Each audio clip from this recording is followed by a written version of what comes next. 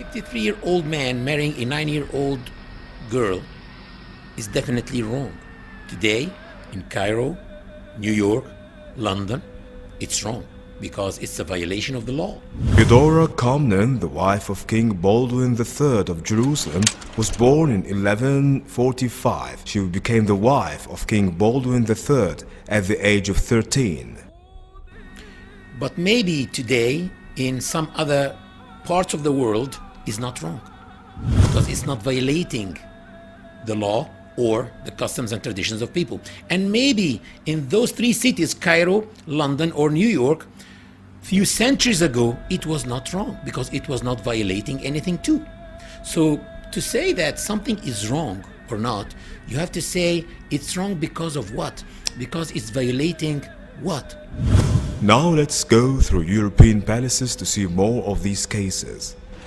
In the 12th century, on September 14th in 1169, a Byzantine emperor named Alexis Comnenus II married a beautiful girl named Agnes when her age was only 9 years old. It was an official and natural marriage back at that time.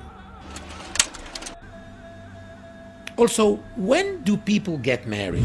Usually people get married after they finish their studies because it's very difficult to study and be married at the same time. So in the cities you find girls getting married in the age of 22, 23 after they finish college.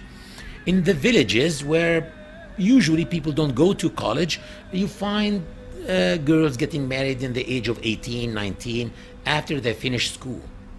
What do you think was the case when there were no schools or colleges?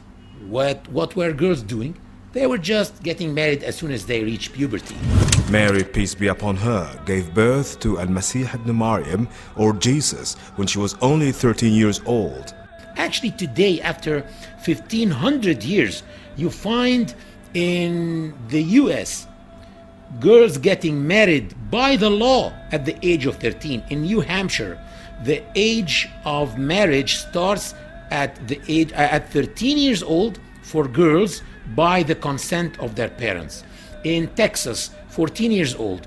In Missouri and Mississippi, 15 years old by the consent of their parents. Also in Spain, until 1995, it was 12 years old. And now it's 13 years old. In Canada, 100 years ago, it was about 11 years old. So it's unfair to judge people according to today's laws and customs. You have to judge people whether they were doing something wrong or not according to their own laws and their own customs. In 1184, Margaret, the Empress of Hungary, got married to Isaac II, the Byzantine emperor, when she was only 9 years old. This is why it's illogical to criticize the marriage of the Prophet Muhammad, peace be upon him, to Aisha, the daughter of the Prophet's closest companion, Abu Bakr.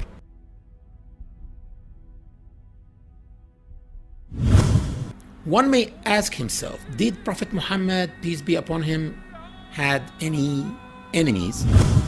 You will find that the hypocrites in the Muslim community were enemies. The pagans were his enemies, and the Jews of Arabia were his enemies. And you will find that they tried by all means to tarnish his image, and they called him all the possible bad names that they can.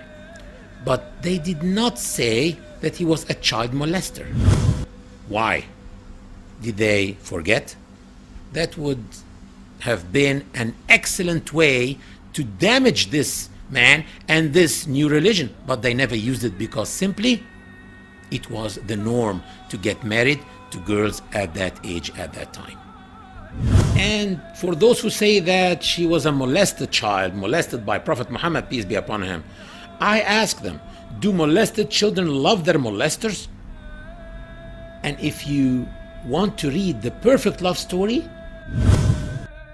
Shakespeare. We all know this famous British outstanding playwright and his famous play Romeo and Juliet, who reached the age of Juliet The heroine of this play was not more than 13 years old. I recommend that you don't read Romeo and Juliet, because actually Romeo committed suicide at the end of the story.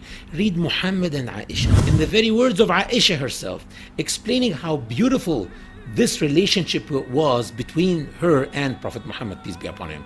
Lady Aisha explains that he used to race with her, and she says that when he used to drink from her glass, he used to make sure that she sees him putting his lips in the same place where she was putting her lips and to drink from the glass.